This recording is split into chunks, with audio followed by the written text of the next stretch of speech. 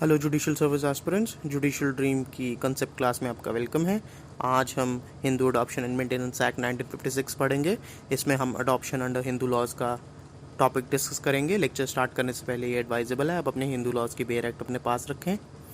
हम पहले अडॉप्शन का मतलब जानते हैं। अडॉप्शन एक ऐसी प्रक्रिया है जहाँ पर एक बिल्कुल ही अनजान बच्चे को एक माँ बाप अपना बच्चा नेचुरली बॉर्न चाइल्ड मान लेते हैं और उसे अपने सारे नेचुरली बॉर्न चाइल्ड के जो प्रिविलेजेस हैं, जो राइट्स हैं, वो ग्रांट कर देते हैं। ओल्ड हिंदू लॉ में अडॉप्शन के दो पर्पस थे, सेक्युलर और रिलीजियस। रिलीजियस पर्पस ये था कि ये माना जाता था कि फादर की डेथ के बाद उनका जो सन है वो ही उन्हें उनकी आत्मा को शांति दे सकता है। इसलिए ये जब किसी फादर की डेथ हो जाती थी तो जो सन था वो उनकी चिता को अग्नि देता था और जो तीन पितृ इंक्लूडिंग द फादर जिनकी डेथ हो चुकी है उनकी आत्मा की शांति की प्रार्थना करता था। इसके अलावा जो सेक्युलर पर्पस ये था कि फादर का उनकी डेथ के बाद भी उनका वंशज का नाम बना रहे, उनका वंश आगे बढ़ता रहे, तो वो एक सन ही कर सकता है। इसीलिए भी इन केस किसी का नेचुरली बॉर्न सन नहीं था तो ये माना जाता था, एक ज़रूरी संस्कारा था ओल्ड हिंदू लॉ में एक सन का होना। मॉडर्न हिंदू लॉ में जो अडॉप्शन का पर्पस है वो एक सेक्युलर पर्पस रह गया है। यहाँ पर लाचार, बेसहारा, अनाथ बच्चों को रेस्क्यू करने के लिए और उन्हें एक घर मिल जाए और माँ बाप का साया मिल जाए, ये पर्पस है अडॉप्शन का मॉडर्न हिंदू लॉ में। मॉडर्न हिंदू लॉ में जो अडॉप्शन को रेगुलेट करता है वो आपके पास है Hindu adoption and maintenance act 1956। ये एक्ट आप नोट कीजिएगा, 21 दिसंबर 1956 को आया है। प्री पॉइंट ऑफ व्यू से बड़ा ही इंपॉर्टेंट डेट है। ये सिर्फ हिंदूज़ पर एप्लीकेबल होता है, यानी कि हिंदूज़, जैन, सिख और बौद्ध पर। अब हम इस एक्ट की एप्लीकेबिलिटी की बात करते हैं कि क्या ये एक्ट जो 1956 21 दिसंबर से पहले जो अडॉप्शंस हुई थी उन पर भी एप्लीकेबल होता है या नहीं। तो इसका आंसर आपको सेक्शन 30 देगा। सेक्शन 30 आप अपनी बेयर एक्ट से निकालें। सेक्शन 30 प्रोवाइड करता है कि जो 21 दिसंबर 1956 से पहले अडॉप्शंस की गई हैं उन पर कोई इफ़ेक्ट नहीं होगा इस एक्ट का, लेकिन उसके बाद जो अडॉप्शंस होएंगी या हुई है वो इस एक्ट से गवर्न होंगी। सेक्शन 4 आपको प्रोवाइड करता है कि ये एक्ट जो है ये एक सेक्युलर एक्ट है। यहाँ पर कोई भी रिलीजियस सेरेमनीज़ और राइट्स को परफॉर्म करना ज़रूरी नहीं है अडॉप्शन को वैलिडिटी प्रदान करने के लिए। जैसे कि एक राइट आपके पास दत्ता होमम राइट होती थी जो असेंशियल होती थी एक वैलिड अडॉप्शन के लिए अंडर ओल्ड हिंदू लॉ, पर अब उसे भी परफॉर्म करना ज़रूरी नहीं है। हाउएवर ऐसी जो भी राइट या सेरेमनीज़ जो कस्टम आपको मैंडेट करते हैं परफॉर्म करने के लिए तो वो ज़रूरी है आपको परफॉर्म करना। उस केस में एक एक्सेप्शन प्रोवाइडेड है सेक्शन 4 में। इसके बाद सेक्शन 5 निकालें। सेक्शन 5 क्लियरली बताता है कि अब से जो भी अडॉप्शंस होंगी इस एक्ट के आने के बाद वो as per the provisions of this act ही होनी चाहिए, और अगर वो इस एक्ट के प्रोविजंस को कंप्लाई नहीं करती तो ऐसी सारी अडॉप्शंस नल एंड वॉइड होंगी। इसके बाद सेक्शन 15 आप रीड करें, बड़ा इंपॉर्टेंट सेक्शन है। सेक्शन 15 साफ तौर से बता देता है कि अगर एक बार एक अडॉप्शन हो गई है, एक बार एक फैमिली ने या किसी ने गार्डियन ने बच्चा किसी परिवार को दे दिया है अडॉप्शन में, तो ये अडॉप्शन को कैंसिल नहीं किया जा सकता। ना ही वो जो बच्चा है जो अडॉप्ट किया जा चुका है वो अपने नए पेरेंट्स यानी कि अडॉप्टिव पेरेंट्स को वो रिनाउंस नहीं कर सकता, छोड़ नहीं सकता और अपनी पुरानी फैमिली में वापस नहीं आ सकता। इसके बाद सेक्शन 6 आपको कंडीशंस प्रोवाइड करता है एक वैलिड अडॉप्शन की। ये बताता है एक अडॉप्शन को हम वैलिड अडॉप्शन तभी बोलेंगे जब ये फॉलोइंग कंडीशंस आपकी फुलफिल होती हैं, जैसे कि जो अडॉप्शन में ले रहे हैं अडॉप्टिव पेरेंट्स बनेंगे उनके पास कैपेसिटी और राइट होनी चाहिए अडॉप्ट करने की। वैसे ही जो अडॉप्शन में दे रहे हैं उनके पास राइट होनी चाहिए अडॉप्शन में देने की, और जो चाइल्ड अडॉप्ट किया जा रहा है वो केपेबल होना चाहिए अडॉप्शन में देने के लिए। इसके अलावा जो भी कंडीशंस है सेक्शन विभिन्न सेक्शंस में इस एक्ट की उन सबको भी कंप्लाई करना होगा, तभी एक valid adoption will come in place, हम ये बोलेंगे। ये सेक्शन 6 आपको प्रोवाइड करता है। तो हम एक एक करके इन कंडीशंस को स्टडी करेंगे। सबसे पहले हम सेक्शन 7 निकालेंगे और यहाँ पर देखेंगे हु में अडॉप्ट की ये बात करता है, कौन कौन अडॉप्ट कर सकता है। ये बात करता है कौन कौन से मेल्स अडॉप्ट कर सकते हैं। तो ये बताता है कि जो मेल्स मेजर हैं यानी कि बालिग हैं और साउंड माइंड के हैं वो अडॉप्ट कर सकते हैं किसी भी बच्चे को। साथ ही साथ ये बताते हैं कि अगर उनकी कोई वाइफ है यानी कि वो शादीशुदा हैं तो वाइफ की कंसेंट लेना ज़रूरी है, और अगर उनकी एक से ज़्यादा वाइफ्स हैं तो सभी वाइफ्स के कंसेंट लेना ज़रूरी है। यहाँ पर एक क्वेश्चन उठता है कि अब हिंदू मैरिज एक्ट तो बाईगैमी को अलाउ नहीं करता, तो ये यहाँ पर एक से ज़्यादा वाइफ्स की कैसे बात हो सकती है? क्योंकि ये हम उन केसेस की बात कर सकते हैं यहाँ जहाँ जो हिंदू मैरिज एक्ट से पहले जहाँ पर एक से अधिक वाइफ थी किसी व्यक्ति की, और हम उन केसेस की बात भी कर सकते हैं जहाँ हिंदू मैरिज एक्ट आने के बाद किसी ने एक से अधिक शादी की और वाइफ्स को कोई दिक्कत नहीं है।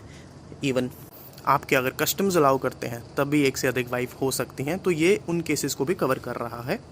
तो वाइफ की परमिशन आपको कब नहीं लेनी है, एक मेल को कब नहीं है ज़रूरी, वो ये तब नहीं है ज़रूरी जब वाइफ ने जो वर्ल्ड है, दुनिया का मतलब घर बार का त्याग कर दिया है, रिनाउंस कर दिया है वर्ल्ड, या फिर वो धर्म परिवर्तन कन्वर्ट हो चुकी हैं, या कोर्ट ने उन्हें डिक्लेयर कर दिया है to be of unsound mind.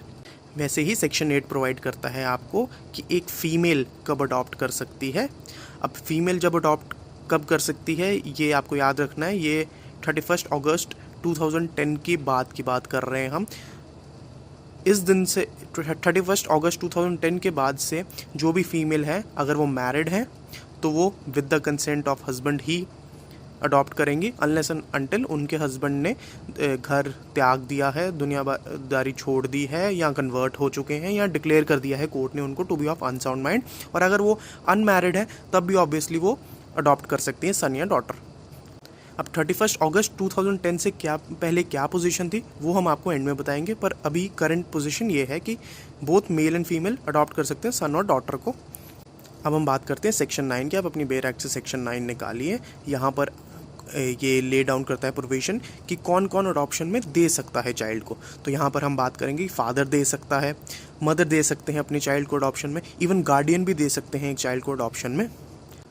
हम पहले फादर एंड मदर की बात करेंगे। यहाँ पर फादर और मदर दोनों के पास राइट है अडॉप्शन में देने का। इन केस फादर की डेथ हो जाती है तो मदर दे सकती है, मदर की डेथ हो गई तो फादर दे सकते हैं। बट क्वेश्चन उठता है अगर दोनों जिंदा हैं तो कौन दे सकता है?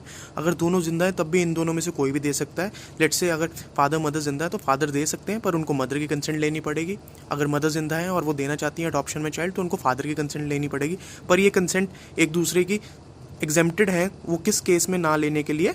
वो इस केस में कि जो ऑपोजिट स्पाउस है उन्होंने या तो दुनियादारी छोड़ दी है, त्याग कर दिया है, या कन्वर्ट हो चुके हैं, या फिर उनको कोर्ट ने डिक्लेयर कर दिया है to be of unsound mind.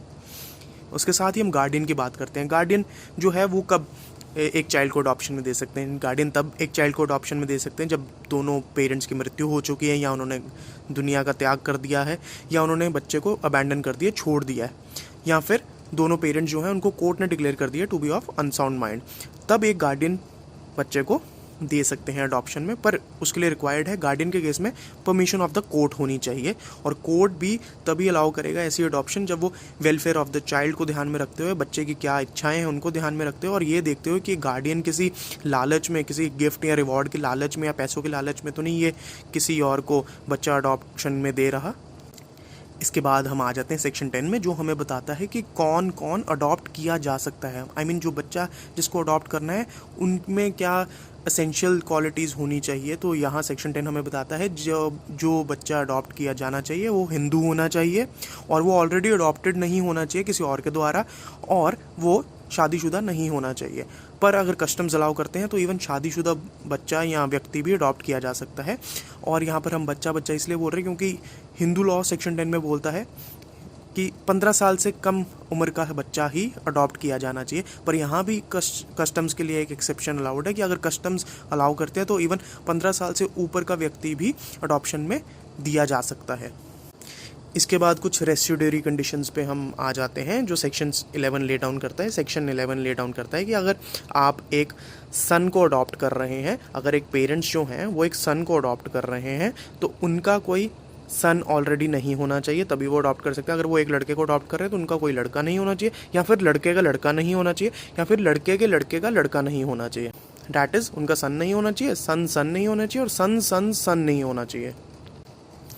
वहीं अगर आप एक डॉटर को अडॉप्ट कर रहे हैं तो जो अडॉप्टिव फादर या मदर हैं उनकी कोई बेटी नहीं होनी चाहिए ऑलरेडी, या फिर बेटे की बेटी नहीं होनी चाहिए, यानी कि डॉटर नहीं होनी चाहिए और सन्स डॉटर नहीं होनी चाहिए। इस केस में डॉटर को अडॉप्ट किया जा सकता है अगर ऐसा नहीं है तो।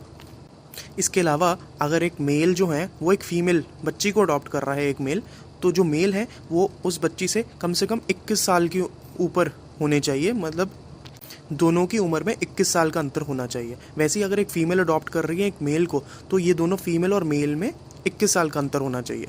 और जो सेम चाइल्ड है उसको ऐसा नहीं होना चाहिए कि दो लोग साइमल्टेनियसली एक ही समय पर दो लोग अडॉप्ट कर रहे हैं, डिफरेंट लोग, तो ये भी नहीं हो सकता। एक फैमिली के पास ही चाइल्ड जाएगा, एक फैमिली ही अडॉप्ट कर सकती है। और अडॉप्शन के लिए ज़रूरी है कि एक फैमिली चाइल्ड को विद इंटेंशन दे अडॉप्शन के लिए और दूसरी फैमिली विद इंटेंशन ले फॉर ऑल पर्पसेस। ऑल दो सेरेमनीज़ अब जैसे दत्ता होमा में एक सेरेमनी होती थी वो अब नेसेसरी नहीं है। इसके बाद हम बात करेंगे, बड़ा इंपॉर्टेंट सेक्शन है ये, इफेक्ट ऑफ अडॉप्शन क्या होगा। इफेक्ट ऑफ अडॉप्शन बड़ा सिंपल यही होगा कि चाइल्ड है जो वो हर पर्पस के लिए नेचुरल चाइल्ड माना जाएगा अपने नए पेरेंट्स का। जो अडॉप्टिव पेरेंट्स हैं, यहाँ पे हम न्यू पेरेंट्स बोलेंगे उन्हें, न्यू पेरेंट्स का वो हर पर्पस के लिए नेचुरली बॉर्न चाइल्ड माना जाएगा। और इसका साफ तौर पे ये अर्थ है कि जो पुरानी फैमिली थी चाइल्ड की, उससे उसके सारे रिश्ते नाते टूट जाएंगे।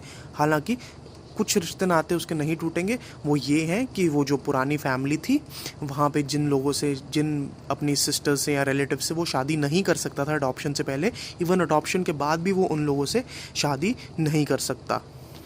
हालांकि with respect to property ties पूरी तरह ब्रेक नहीं होते पुरानी फैमिली से। कहने का मतलब जो भी अडॉप्शन से पहले उसके अंदर प्रॉपर्टी थी, वेस्ट करती थी, जो उसे मिलनी थी, वो इवन वो अडॉप्ट हो गया है, उसे पुरानी फैमिली ने नई फैमिली को अडॉप्शन में दे दिया है, बट स्टिल जो पुरानी फैमिली से उसको प्रॉपर्टी मिलनी थी वो राइट उसके अंदर अभी भी रहेगा। एट द सेम टाइम जिस वो नई फैमिली में जा रहा है चाइल्ड, वहाँ पर वो किसी को उनकी प्रॉपर्टी के राइट से हटा नहीं सकता, किसी से छीन नहीं सकता उनका प्रॉपर्टी का राइट। फॉर एग्ज़ाम्पल, अगर एक्स की डेथ हो जाती है और उनकी एक वाइफ है और एक डॉटर है, तो अब डॉटर ऑलरेडी है तो वाइफ अब एक बॉय को ही, मेल को ही अडॉप्ट कर सकती हैं, तो वो एक मेल को अडॉप्ट करती हैं। तो क्या ये मेल बोल सकता है कि सिंस अगर फादर की डेथ होती तो मैं भी क्लास 1 हेयर हूँ, 3 शेयर होते प्रॉपर्टी के तो मुझे भी मिलता?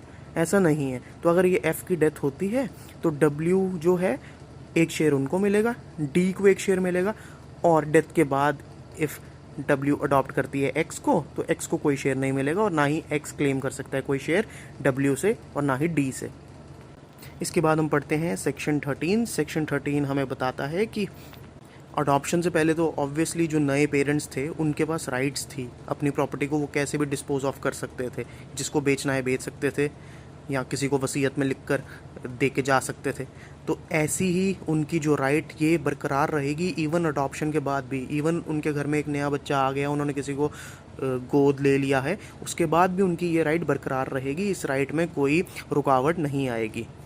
वो अभी भी चाहें जिस मर्जी को अपनी प्रॉपर्टी दे सकते हैं और अपनी विल में भी लिख कर जा सकते हैं अपनी प्रॉपर्टी जिससे भी उन्होंने देनी है। तो इस अडॉप्शन से इस राइट पर कोई असर नहीं पड़ेगा जो अडॉप्टिव पेरेंट्स यानी कि न्यू पेरेंट्स की है। फिर हम बात करेंगे सेक्शन 14 की। यहाँ पर सेक्शन 14 थोड़ी टर्मिनोलॉजीज क्लियर करता है। ये बताता है कि अगर एक हिंदू जो है मेल, उन्होंने अगर एक बच्चा अडॉप्ट किया है तो जो उनकी वाइफ होगी वो अडॉप्टिव मदर कहलाएगी। इन केस उनकी एक से अधिक वाइफ हैं तो जो सबसे सीनियर मोस्ट होगी यानी कि जिससे पहले उनकी सबसे पहले शादी हुई थी वो मदर कहलाएंगी, और जो बाकी सारी होंगी वो सारी स्टेप मदर कहलाएंगी चाइल्ड के लिए। और इन केस जो हिंदू मेल है अभी उनकी शादी नहीं हुई है पर वो चाइल्ड अडॉप्ट कर लेते हैं, पर अडॉप्शन के बाद वो किसी से सब्सिक्वेंटली शादी करते हैं फ्यूचर में, तो ये जो सब्सिक्वेंट वाइफ है ये स्टेप मदर कहलाएगी चाइल्ड की। और ऐसा ही फीमेल के केस में कि अगर आज फीमेल की शादी नहीं हुई है तो सब्सिक्वेंटली वो आज वो अडॉप्शन कर लेते हैं और सब्सिक्वेंटली वो शादी करते हैं, तो जो सब्सिक्वेंट उनकी मैरिज के कारण उनके जो स्पाउस आएंगे वो चाइल्ड के स्टेप फादर होंगे। बट इन केस आज फीमेल अडॉप्ट करती हैं और उनके एक हस्बैंड भी हैं तो उस केस में वो चाइल्ड के अडॉप्टिव फादर यानी कि फादर बनेंगे। इसके बाद सेक्शन 16 की बात करते हैं। ये एक प्रिजम्पशन रेज करता है। ये बताता है जहाँ पर कोर्ट में एक रजिस्टर्ड डॉक्यूमेंट पेश किया गया है जो हम क्लेम कर रहे हैं कि ये वैलिड डॉक्यूमेंट है, जो रिकॉर्ड है एक तरह से अडॉप्शन का, और वहाँ पर कोर्ट देखता है कि दोनों पार्टीज़ के साइन है, जिन्होंने अडॉप्शन में बच्चे को दिया है और जिन्होंने लिया है। तो कोर्ट एक प्रिजम्पशन रेज करेगा कि हाँ इस एक्ट के अकॉर्डिंग ही पूरी अडॉप्शन की प्रक्रिया को संपन्न किया गया है, तो all the provisions were complied while making the adoption. तो इसे प्रज्यूम किया जाएगा, और किसी को अगर ये इसे डिस्प्रूव करना है तो उसे इसको प्रूव करना पड़ेगा कोर्ट के सामने कि सर ऐसा नहीं हुआ था, वरना कोर्ट खुद से मान के चलेगा नहीं बहुत बढ़िया सारे प्रोविजंस को कंप्लाई किया गया था। लास्टली हम सेक्शन 17 की बात करेंगे। ये बोलता है कि आपने अडॉप्शन में कोई किसी तरह का रिवॉर्ड पेमेंट से एक दूसरे को लेन देन नहीं होना चाहिए, पैसों का या कैश का या रिवॉर्ड्स का। और अगर ऐसा कुछ होता है तो 6 महीने की सज़ा हो सकती है, फ़ाइन हो सकता है, या फिर दोनों हो सकते हैं। और अगर ऐसा कोई करता है तो उसके खिलाफ अगर आपने प्रोसिक्यूशन स्टार्ट करनी है तो स्टेट गवर्नमेंट की आपको प्रायर कंसेंट चाहिए। इसके बाद हम बात करते हैं आखिर में, जो हम आपको पहले बता रहे थे कि ये जो Hindu adoption and maintenance act है, ये चेंजेस क्या क्या लेकर आया है। ये ऐसे चेंजेस लेकर आया है कि पहले तो सिर्फ पुराने हिंदू लॉ में सिर्फ मेल्स अडॉप्ट कर सकते थे, वो भी लड़के को अडॉप्ट कर सकते थे, सन को अडॉप्ट कर सकते थे। और जो वाइफ थी, इवन इफ़ वो अडॉप्ट करती थी तो वो अपने लिए नहीं, अपने पति के लिए, आफ्टर डेथ ऑब्वियसली अडॉप्ट कर सकती थी वो, तो वो अपने हस्बैंड के लिए करती थी अडॉप्ट, अपने लिए नहीं। और वो भी तब जब उनके हस्बैंड अपने जीते जी एक्सप्रेसली बोल के उनको अथॉरिटी दे के गए हैं कि हाँ मेरे मरने के बाद यू कैन अडॉप्ट अ सन। इसके बाद इवन इफ़ हस्बैंड चाइल्ड को अगर अडॉप्शन में देते हैं तब भी मदर की कंसेंट ज़रूरी नहीं थी पहले अंडर ओल्ड हिंदू लॉ। और जो सन था जो फादर अडॉप्ट कर सकते थे पहले, वो सेम कास्ट का, जिस कास्ट को फादर बिलोंग करते हैं उसी कास्ट का होना चाहिए था। तो अब हमारा Hindu adoption and maintenance act भी खत्म हो गया, हिंदू मैरिज एक्ट भी खत्म हो गया और Hindu minority and guardianship act भी खत्म हो गया। इसके बाद हम नेक्स्ट लेक्चर में हिंदू सक्सेशन एक्ट 1956 शुरू करेंगे। अगर आपको इस टॉपिक पर कोई भी मॉडल आंसर MCQ चाहिए तो आप हमारा Telegram channel, WhatsApp group join कीजिए। और अगर आपको वीडियो पसंद है तो चैनल को सब्सक्राइब कीजिए, वीडियो को लाइक एंड शेयर कीजिए।